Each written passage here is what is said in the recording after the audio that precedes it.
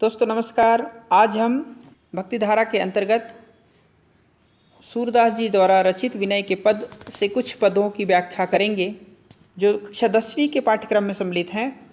इसके पूर्व वीडियो में हमने भाग 1 के रूप में सूरदास जी का जीवन परिचय एवं कुछ पदों की हमने व्याख्या की थी। तो आइए शुरू करते हैं। पद है, देखिए। मौसम कौन कुटिल खलकामी, तुम सो कहाँ छिपी करुणामय सबके अंतर्जामी। जो तन दियो ताहि बिसरायो, ऐसो नौन हरामी। भरी भरी द्रोह विषय को धावत, जैसे सूकर ग्रामी। सुनि सतसंग होय जिय आलस, बिसीनि संग बिसरामी। श्री हरि चरण छाड़ी विमुखनी की, निशिदिन करत गुलामी। पापी परम अधम उदाहरण, सुनियो श्रीपति स्वामी। तो ये पंक्तियां हैं। सबसे पहले इनका हम अर्थ देखते हैं। देखिए, मोह का मतलब होता है मुझ, सम यानी समान, कुटिल यानी टेढ़े स्वभाव का, हम जिसको कह सकते हैं स्वभाव वाला, खल यानी दुष्ट जिसको हम कहते हैं, कामी अर्थात काम वासनाओं में लिप्त रहने वाला को हम कामी कह सकते हैं। करुणामय अर्थात दयावान, अंतर्जामी हृदय की बात को जानने वाला, उसको हम क्या बोलते हैं? अंतर्जामी कहते हैं। ठीक है। तन यानी शरीर, बिसरायो भुला दिया। नौन हरामी किसको कहते हैं? नमक हराम को कहते हैं, या फिर आभार ना मानने वाला। और इसी तरह देखिए, विषय कामनाओं, विषय अर्थात कामनाओं से संबंधित है। धावत यानी दौड़ना, ठीक है, दौड़ता हुआ।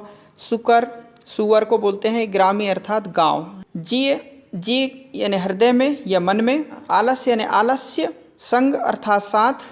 विश्रामी विश्राम करने वाला या लीन रहने वाला, जिसको हम कह सकते हैं। विमुखनी विरोधियों की, जिसको हम कह सकते हैं विमुख। निशिदिन प्रतिदिन या हर दिन हर समय। गुलामी अर्थात अधीनता। पापी पाप करने वाला। परम जिसको हम श्रेष्ठ या महान कहते हैं। अधम नीच जिसको हम कह सकते हैं। उद्धार करने वाला। उदाहरण किसको कहेंगे? उद्धार करने वाला। और श्रीपति किसको कहेंगे? विष्णु भगवान को कहेंगे। इस प्रकार से इन शब्दों के अर्थ हैं। अब हम देखते हैं संदर्भ और प्रसंग। तो संदर्भ वही होगा, प्रस्तुत पद भक्ति धारा पाठ के महाकवि सूरदास द्वारा रचित विनय के पद से अवतरित हैं। ठीक है। और यदि प्रसंग की बात हम करें तो प्रस्तुत पद में अधम अर्थात नीच है ना। अधम अर्थात किसको बोलेंगे हम? नीच का उद्धार करने वाले भगवान कृष्ण से परम पतित भक्त के उद्धार की प्रार्थना की गई है। ऐसा प्रसंग हम लिख सकते हैं। आइए व्याख्या करते हैं। मौसम कौन कुटिल खलकामी, इसका मतलब हुआ भक्त भगवान से प्रार्थना करते हुए कहता है कि मेरे समान कुमार्ग पर चलने वाला। कुटिल खलकामी अर्थात दुष्ट जिसको हम कह सकते हैं, तथा विषय कामनाओं में लीन रहने वाला कोई नहीं होगा। कामी अर्थात क्या? कामनाओं में लिप्त रहने वाला। तो यहाँ पर क्या हो रहा है? भक्त भगवान से प्रार्थना करते हुए कहता है कि मेरे समान कुमार्ग पर चलने वाला, दुष्ट तथा विषय कामनाओं में लीन रहने वाला कोई नहीं होगा। देखिए, तुम सो कहाँ छिपी करुणामय सबके अंतर्जामी। आप तो सबके हृदय की बात जानने वाले हैं। आपसे ऐसी बात हाँ छिप सकती है कि सभी के हृदय की बात जानने वाले हैं करुणावान प्रभु, आपसे कुछ भी नहीं छिपा है ना। तुम सो कहाँ छिपी करुणामय, आपसे कुछ भी नहीं छिपा है। देखिए, जो तन दियो ताहि बिसरायो। आपने मुझे पूजा सेवा के लिए जो शरीर दिया है, तन दिया है, मैंने उसे भी क्या कर दिया? मैंने उसे भी भुला दिया है। ऐसे नौन हरामी, मैं ऐसा नमक हरामी हूँ। मैं ऐसा नमक हरामी हूँ। भरी भरी द्रोह विषय को धावत का मतलब हुआ कि द्रोह से भरकर वैसे ही विषय कामनाओं की ओर मैं क्या करता हूँ? दौड़ता हूँ। भरी भरी द्रोह विषय को धावत, मैं दौड़ता हूँ जैसे सुकर ग्रामी।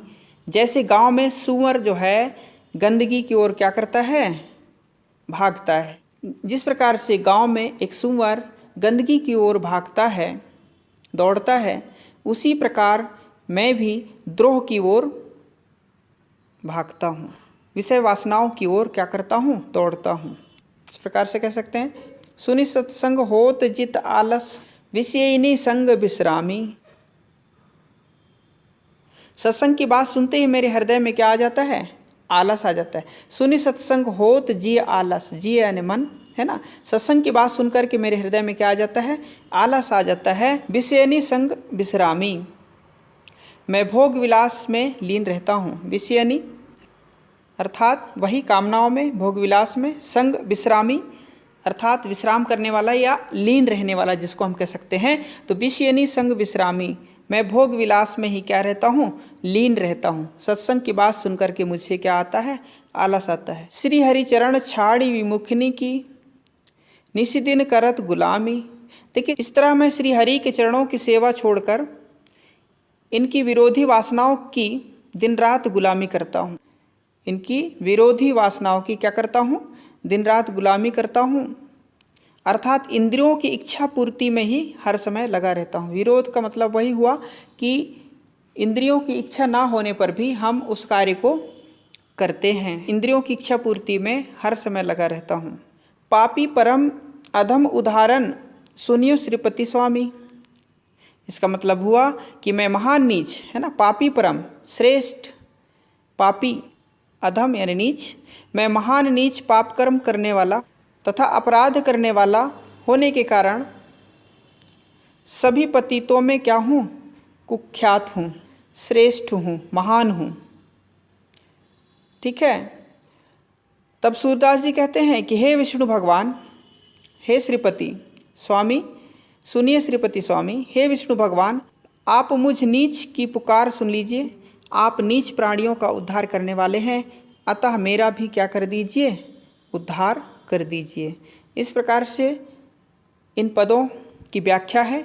यदि हम विशेष की बात करें तो यहाँ भक्त भगवान से अपने उद्धार का निवेदन करता है। ठीक है। और साहित्यिक भाषा का प्रयोग हुआ है, मुहावरे युक्त हैं, ब्रजभाषा का प्रयोग हुआ है, क्योंकि ये पंक्तियाँ ब्रजभाषा में ही लिखी गई हैं। अनुप्रास अलंकार का प्रयोग है, पुनरुक्ति प्रकाश अलंकार का भी प्रयोग है। चूँकि हमने अलंकार पढ़ लिया है तो आप उन वीडियो को आप ज़रूर देखिएगा, वहाँ पर आपको सारे अलंकार जो कि उदाहरणों से दिए हुए हैं आप वहाँ पर समझ सकते हैं। शांत रस का यहाँ पर प्रयोग हुआ है। अगली पंक्ति देखिए, जाफर दीना नाथ ढरे, सोई कुलीन बड़ो सुंदर सोई, जिह पर कृपा करे कौन विभीषण रंक निशाचर, हरिहसी छत्र धरे राजा कौन बड़ो रावण तय, गर्भ ही गर्भ करे रंको कौन सुदामा हूँ तय, आप समान करे अधम कौन है अजामील तय, जम तह जात डरे, कौन विरक्त अधिक नारद तय, निशि भ्रमत फिरे।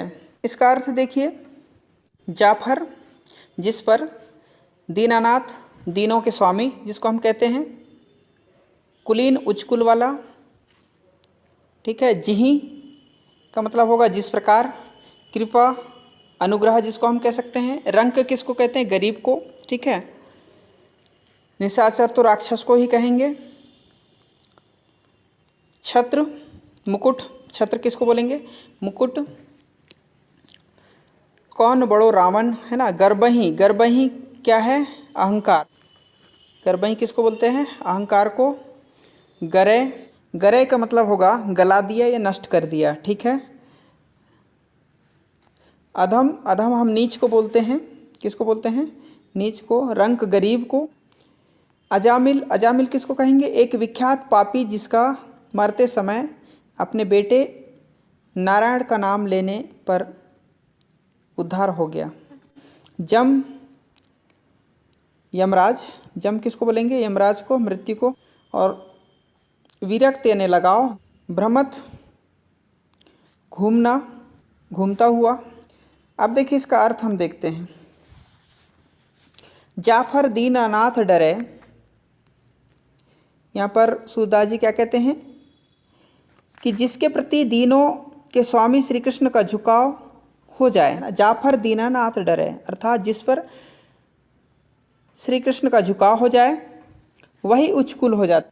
सोई कुलीन बढ़ो सुंदर, वही क्या हो जाता है? उच्च कुलीन हो जाता है, उच्च कुल का हो जाता है, वही क्या हो जाता है, उच्च कुल का हो जाता है, जिस पर वे जिहीं पर कृपा करें, ठीक है, जिस पर वे कृपा कर देते हैं वही अत्यधिक सुंदर हो जाता है। बड़ो सुंदर सोई, बात समझ में आ गई कि जिसके प्रति दीनों के स्वामी श्री कृष्ण का क्या हो, झुकाव हो, वही क्या हो जाता है, उच्च कुल का हो जाता है। और जिस पर उनकी कृपा होती है, जिस पर वे कृपा कर देते हैं, वही अत्यधिक क्या हो जाता है, सुंदर हो जाता है। कौन विभीषण रंक निशाचर हरि हंसी छत्र धरे। यहाँ पर देखिए रंक, रंक अर्थात गरीब। कौन विभीषण रंक निशाचर, अर्थात विभीषण से अधिक गरीब राक्षस कौन हो सकता है। हरि हंसी छत्र धरे, जिसे भगवान ने मुस्कुराते हुए मुकुट पहनाकर लंका का क्या बना दिया था, राजा बना दिया था। राजा कौन बड़ो रावण, रावण से बड़ा राजा कौन हो सकता है, बड़ा राजा कौन हो सकता है। गर्भ ही गर्भ गरे, जिसके अहंकार को भगवान विष्णु ने क्या कर दिया था, नष्ट कर दिया था, ठीक है, उसका विनाश कर दिया था। रंक कौन सुदामा हो, तो सुदामा से अधिक गरीब कौन हो सकता है, अधिक गरीब कौन हो सकता है। आप समान करें, जिसे भगवान श्री कृष्ण ने अपने समान कर दिया था। इसकी कहानी आपने सुनी होगी, अर्थात उसे भी क्या बना दिया था, राजा बना दिया, है ना। अधम कौन है अजामिल ते, अजामिल के समान नीच प्राणी कौन हो सकता है। अजामिल से नीच प्राणी कौन हो सकता है, जिसके पास जाने से यमराज भी डरता था। अपने पुत्र नारायण का नाम लेने मात्र से भगवान ने उसका क्या कर दिया था, उद्धार कर दिया था। जम तह जात डरे, मतलब जम अर्थात यमराज, उनके पास यमराज भी जाने से क्या होता था, डरता था। कौन विरक्त अधिक नारद ते, नारद से अधिक लगाव रहित कौन हो सकता है। निशि भ्रमत फिरे, नारद से अधिक लगाव रहित कौन है, किंतु भगवान की कृपा से वे दिन रात क्या करते हैं, दिन रात चक्कर लगाते फिरते हैं, है ना। जबकि सबसे ज़्यादा लगाव भगवान के प्रति उनका रहता है, किनका, नारद का, लेकिन उसके बाद भी वो क्या करते हैं, रात दिन चक्कर लगाते फिरते हैं, है ना। इस प्रकार से इन पंक्तियों का भावार्थ है। जोगी कौन बड़ो शंकर ते, शंकर, शंकर भगवान। शिव जी से बड़ा योगी कोई नहीं, है ना। जोगी कौन, बड़ा शंकर थे, अर्थात शिव जी से बड़ा योगी और कोई नहीं, किंतु उसे भी ताको काम छरे, है ना, लेकिन उसे भी कामदेव ने क्या कर लिया था, ठग लिया था, है ना। छरे मतलब ठगना। अधिक कुरूप कौन कुबिजा ते, कुब्जा से अधिक कुरूप कौन हो सकता है। हरिपति पाई तरे, उसके बाद भी, कुरूप होने के बाद भी जो भगवान कृष्ण को पति रूप में पाकर मुक्त हो गई, ठीक है। अधिक स्वरूप कौन सीता थे, सीता से अधिक सुंदर कौन हो सकता है, सीता से अधिक सौंदर्यवान कौन हो सकता है। जन्म वियोग भरे, जिन्हें जीवन भर वियोग का कष्ट झेलना पड़ा, है ना। जन्म वियोग भरे, ठीक है, जिन्हें जीवन भर वियोग का कष्ट झेलना पड़ा। यह गति गति जाने नहीं कोऊ, किन्हीं रस रसिक ढरे। इस प्रकार आनंद में भगवान विष्णु की स्थिति मति को कोई नहीं जान पाता, ठीक है ना। इस प्रकार से आनंद में भगवान विष्णु की स्थिति मति, गति मति, ये मति है। इस प्रकार आनंद में भगवान विष्णु की स्थिति, गति अर्थात स्थिति, और मति को कोई नहीं जान पाता है कि वे किस भाव पर रीझ जाएंगे, है ना। किन्हीं रस रसिक ढरे, कि वे किस भाव पर, किसके ऊपर क्या हो जाएंगे, रीझ जाएंगे, यह स्थिति को कोई नहीं जान सकता।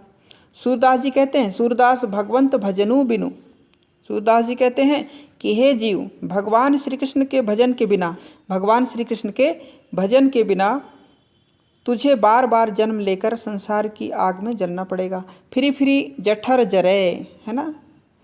सूरदास जी कहते हैं कि हे जीव, भगवान श्री कृष्ण के भजन के बिना तुझे बार बार जन्म लेकर संसार की आग में जलना पड़ेगा, है ना। जठर जठर अर्थात जठराग्नि संसार में जन्म लेकर पेट की पूर्ति में परेशान रहे, इसको बोलते हैं। तो इस प्रकार से इन पंक्तियों का भावार्थ हमने देखा। और विशेष की बात करें इसमें तो भगवान की कृपा की महिमा का वर्णन करते हुए उनकी भक्ति करने पर बल दिया गया है। यहाँ पर भी शुद्ध साहित्यिक और विषय के अनुरूप ब्रजभाषा का प्रयोग किया गया है, अनुप्रास अलंकार का प्रयोग हुआ है। इस प्रकार से हमने विनय के पदों की व्याख्या की। यह आपको समझ में आया होगा। आप इसे अपनी कॉपी में नोट कीजिए, बार बार वीडियो को देखिए, समझिए और इसे अपने मित्रों तक जरूर शेयर कीजिए ताकि उन्हें भी यह लाभ प्राप्त हो सके। आप सभी का बहुत बहुत धन्यवाद।